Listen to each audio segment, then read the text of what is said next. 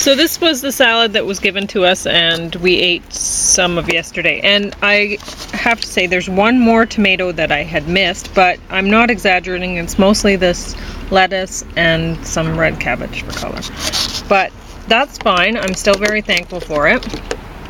And we're going to be talking about Captain Marvel, because we just watched that movie, and we sort of, well, we both fell asleep to it, but I watched the rest of it in the morning, and I really hadn't missed much. The movie is, there's Samuel L. Jackson and Jude Law and the cat are the only good actors in it, but... The cat was a great actor, actually. But it's not necessarily... Oh, I forgot to bring out the spoon for stirring. Sorry. But when you're watching this kind of superhero movie, do you really need good actors? I don't know. Yeah, I mean, we were talking about it. The guy who plays Thor for Marvel, Yeah. he's all muscles. So this morning we're having arugula juice. So again, this is one full big container full of arugula for each of us. It looks more impressive in James' glass than it does in mine. I don't want to drink it.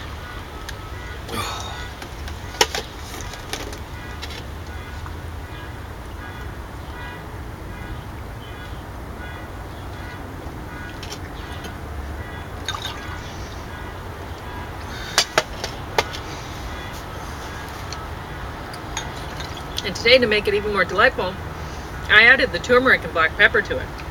Yeah. Mmm.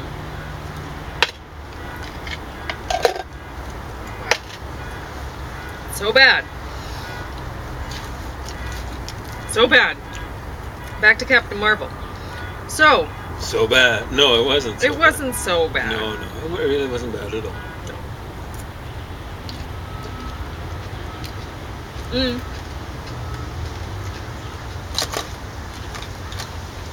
Can you give me the backstory on this? Because James knows all about the superhero sort of stuff. Not much about Captain Marvel.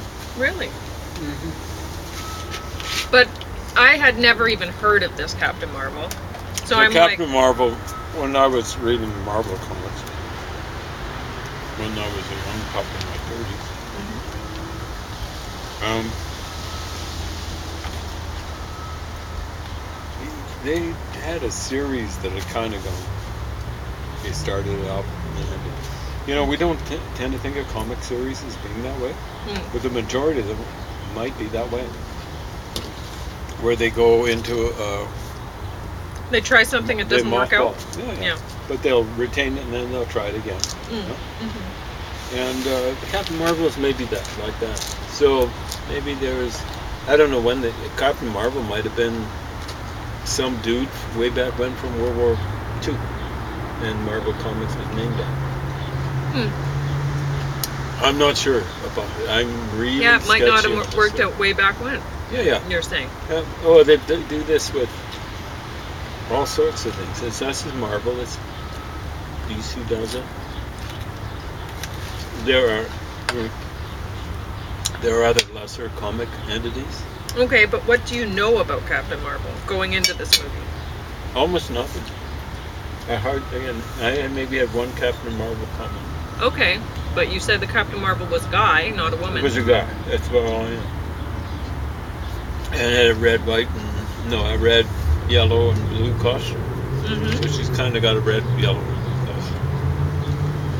That's about it. Blonde hair. She's got blonde hair. Okay. So I was kind of hoping that... so this Captain Marvel, when really powerful, gets a flaming mohawk. Did that one? Can't recall that. So, kind of like a dog, eh? When they get mad. Flaming mohawk. Well, it's not flaming, but... maybe that's what they were thinking of. Probably not. Anyway, she gets punky looking or something like that. Anyway... I kind of like to think that maybe I wish I knew backstory, because maybe there's some sort of gender change took place. Mm. That would But- be one way of explaining it, right? And I it don't would know. be- I Yeah. think there's another way of explaining it. Okay. Well, with the superhero things, a lot of the time it's like a superhero portrayal of reality, right? The political situations of today, and it's different. Like, my ex and I used to talk about Star Trek. So not superhero, but sci-fi. Similar. And how the different, like the Klingons and the Romulans and the, you know, they all represented different nations of the world, different people from different parts of the world. So what And- was Silas's theory? No, About it doesn't this. matter right now. Oh, okay. But, I mean, the fact that the Romulans, isn't it the Romulans and the, what do you call it? Vulcans come from the same people? They might be related. They look the same, one's controlled, one's not. Anyway, Well, those might be the Romans, right? well, that was not Silas's interpretation. But I'll tell you one day if we go through a Star Trek thing, then we'll go over that. But today, superhero. So, what I'm saying is with the superheroes, they're like an action adventure sort of, they're for young teenagers, and then when you get to be a little bit older teenager, then you get more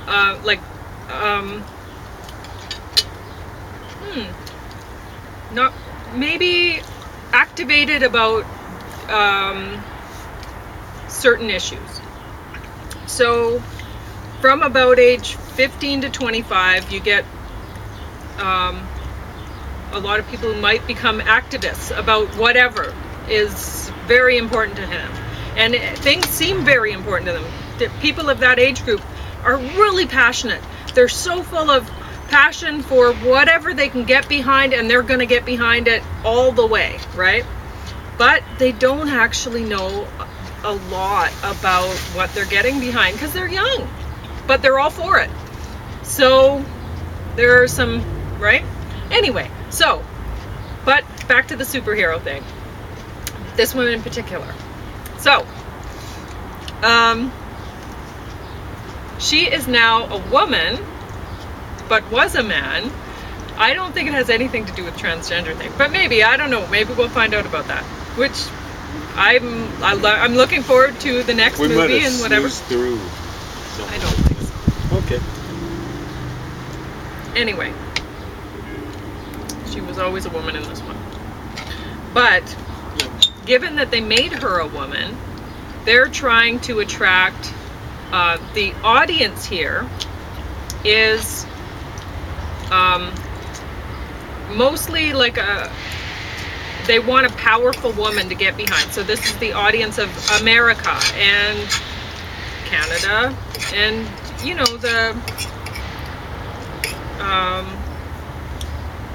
yeah, I'll just say that. So and mostly women. We're really pushing powerful women in on TV today, and young women, powerful young women. So this is what Can you think of some examples? our society is trying to raise. But right now, I'm not skeptical. I'm just. well, I want to try to get through this movie before. Is that okay with you? Okay, so we'll talk about this a little more later. But even if you think about, what's her name? Is it Rachel Harding? The very No. pretty, yeah. So there's, in politics, we're trying to push that too. So we're trying to get behind powerful women. We're trying to, and this has been a long time coming, that we're trying to make women more dominant, and we're so not only are we encouraging dominance in women, but now we're trying to make those women the leaders that we look up to. So Anyway. And it doesn't always pan out. I mean, sometimes you end up with Trump getting elected. Yeah. But a lot of people are still trying to push Hillary Clinton. But I don't think she's the right fit because she's older. They need a young woman. And people will get behind that. Maybe they're trying to get some... She needs to be pretty. She needs to look like a superhero.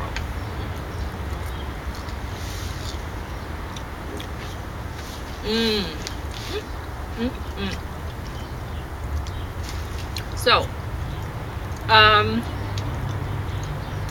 you had talked about the bad guys in this movie. Based on the comics. What do you know of them? Well, I thought the Skrulls were bad. The Skrulls were bad. And they start out...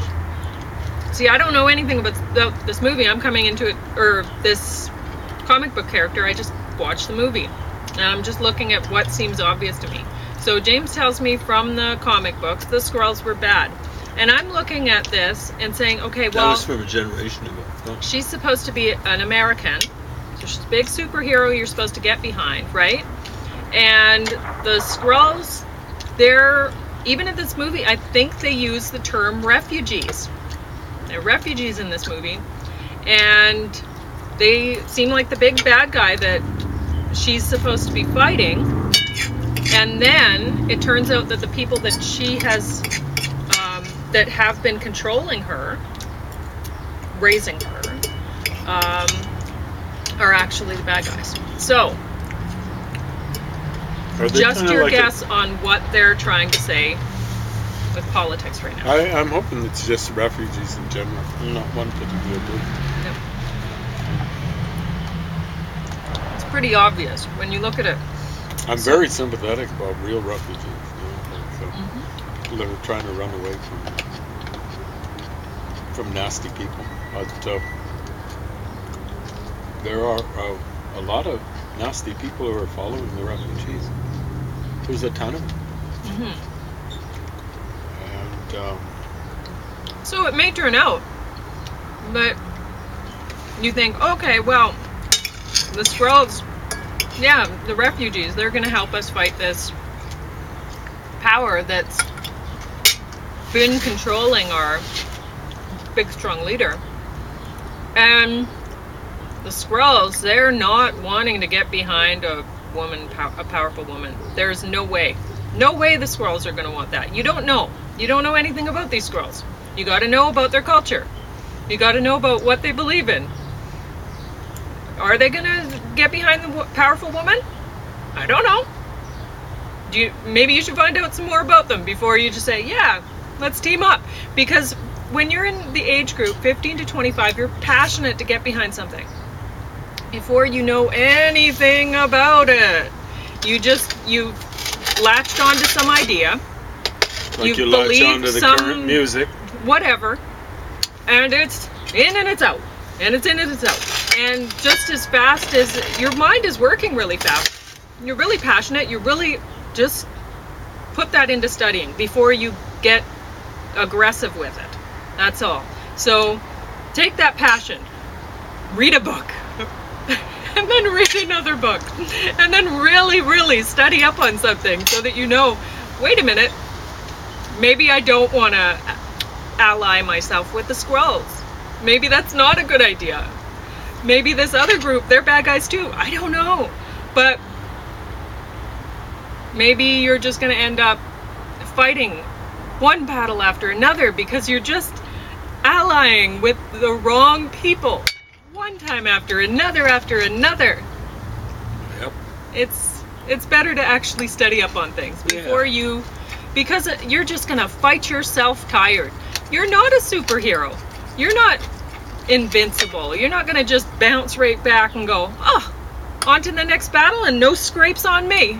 I'm still as perfect and my hair is beautiful and I never age. Whatever. I mean, it's not reality. You got to pay attention. Yep. So yeah, it's I almost believe in. See, there's this saying, reason before passion. And that means, I think basically, reason always and not passion.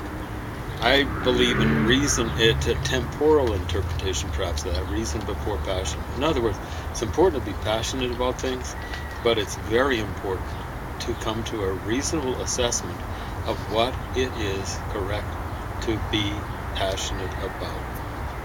And there are unfortunately huge whacks of people that are getting very passionate, not just in the United States, in Europe, and in Russia, and in Canada, and in the Middle East, and in India, and in China, and they haven't done the rational work to determine what is sensible to be passionate about.